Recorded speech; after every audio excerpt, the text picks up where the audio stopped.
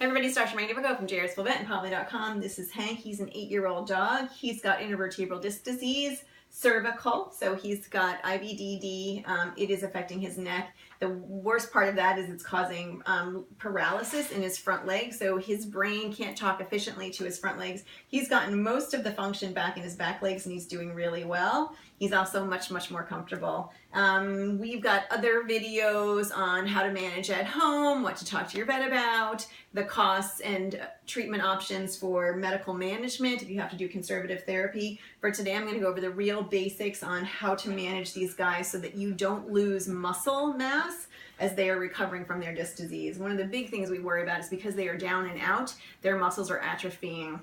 Not only can the brain not talk to the limbs to tell them what to do, but the muscles are atrophying because they're not doing anything.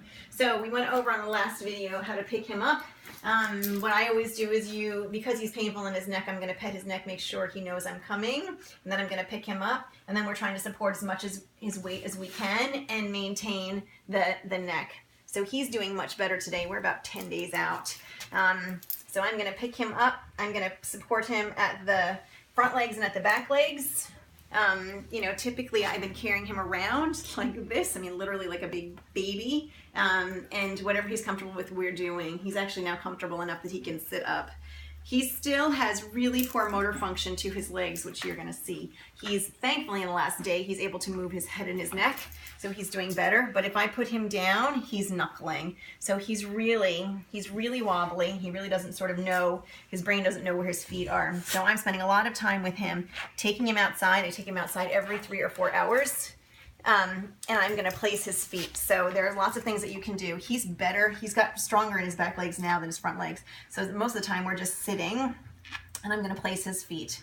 I want to keep placing his feet. He's got a nice wide stance, and I want him to start keeping supporting his weight. It's going to be a long road for him. He definitely has a long road, but doing things like this every day, multiple times a day, reminds his brain to talk to his legs and helps maintain some muscle mass. So I'm supporting him really well. I've got a hand under his chest right as a sternum, and then I'm picking him up. I pick up from the pelvis, and I'm going to place him.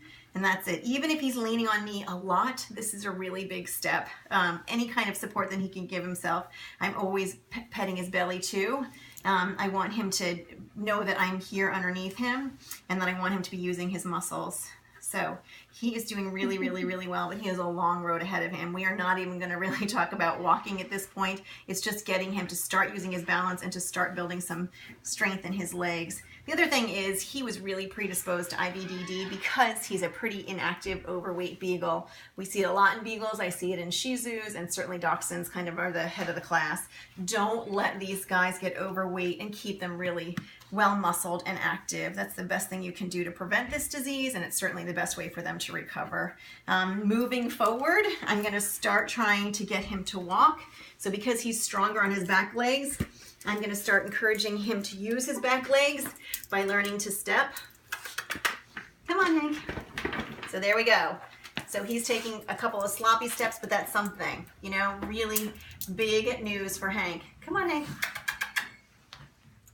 So a couple of steps is all we're going to get, which is really all I'm asking for, and then back on his front legs. Some dogs are going to be stronger in the front and weaker in the back.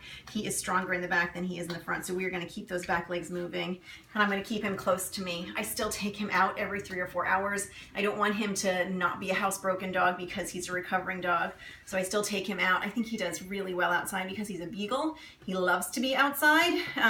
Moving forward, we'll start using a sling.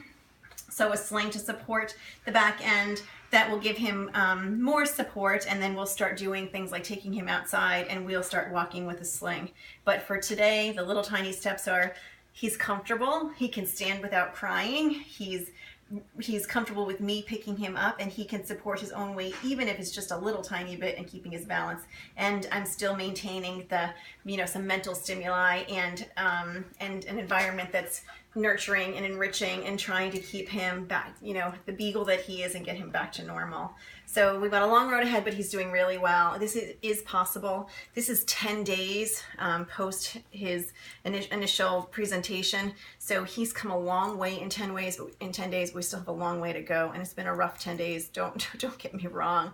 I know it's hard. I know these guys seem really painful. And I know at some point it really does seem insurmountable, but it's not. With some dedication and some time, and then a little bit of help from your veterinarian or these videos, hopefully you can manage your dog at home. If you have any questions, you can find me anytime at pavli.com or come visit me at Jarrettsville Vet. Say bye, Hank. Bye, Hank.